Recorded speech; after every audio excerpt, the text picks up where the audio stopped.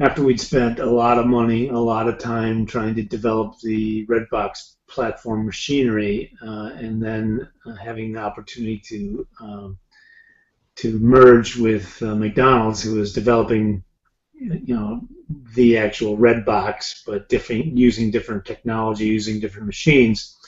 We were basically in a competitive business together between us and them, and obviously they had a lot more money than we did, and the ability to be able to merge with them was really attractive to us. We had gone fairly far in the development of the machine, but it wasn't really ready to show, and the people from McDonald's said that it had to be ready to show, and we said, well, it's not ready to show, and they said, well, if that's the case, then we really got to move on.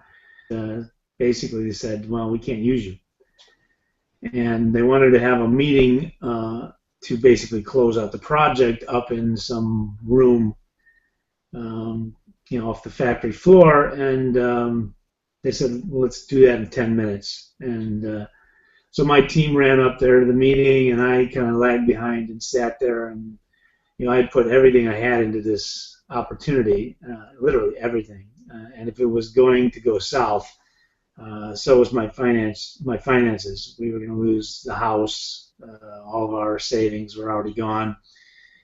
So it wasn't a pretty picture. And well, before I walked into the meeting door, I closed my eyes and I sat there and I thought, think of something, because I knew literally dozens of people's lives were counting on me, because not only mine, but all the people that were working for me and that invested in me, and I just said, there's got to be something, and I closed my eyes and said, think of something, and the only thing that came to my mind at the time was a poster that I'd seen months before of a crane swallowing a frog. It's a little cartoon, and the frog has got the crane by the neck, so that he's already halfway down the crane's throat, except the frog has his hands around his neck, and now they're in a struggle to see who's going to choke first, the frog or the crane, and underneath it says, never give in.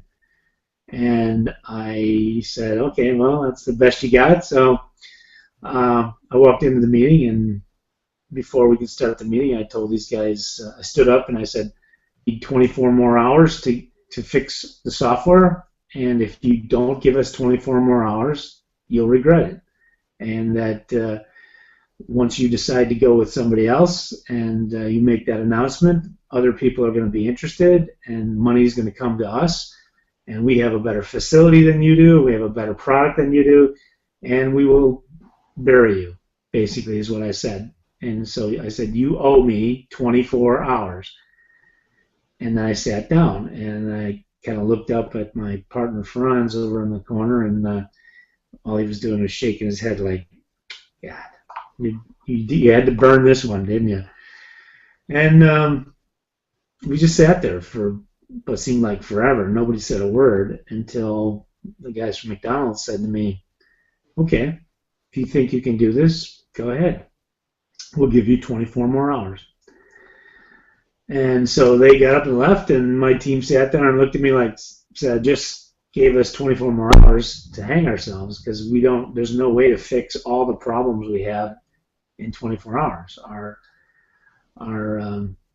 software guys were saying this was going to be a 3 to 4 week fix. So I basically said to them, well, I know what you're saying we can't do. What can we do?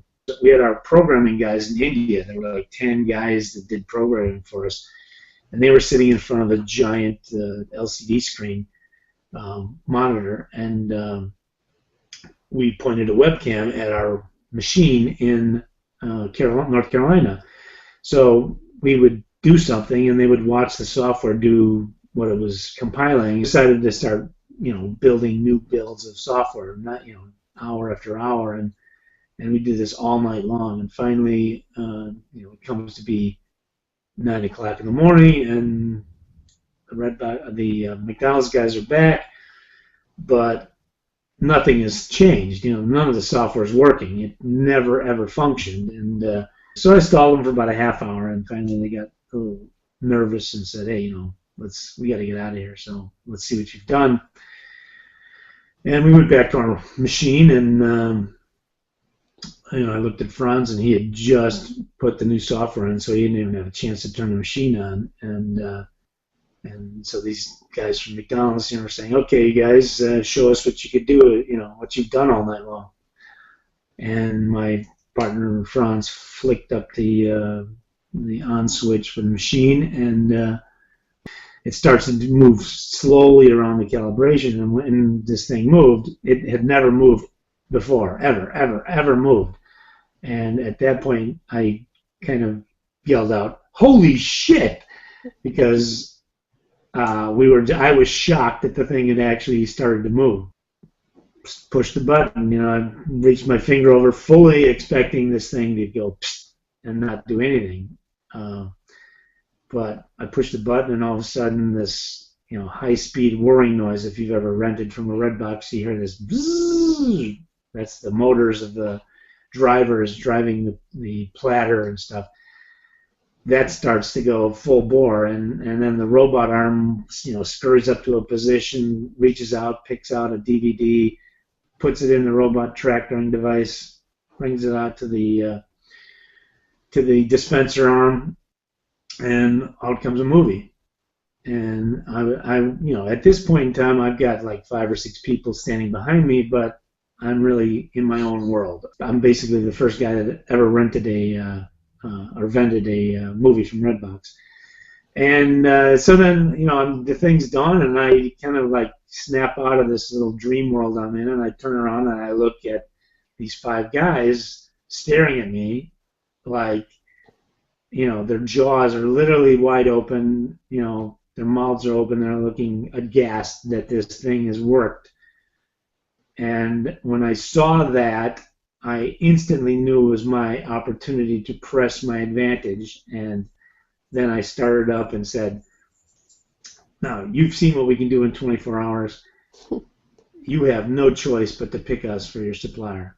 And if you don't, you will be out of business in 6 months, and you'll probably be working for me." And I tell entrepreneurs that that success lies just beyond failure, and if you fail and give up, you have truly failed. But if you fail and continue to persevere, you will succeed.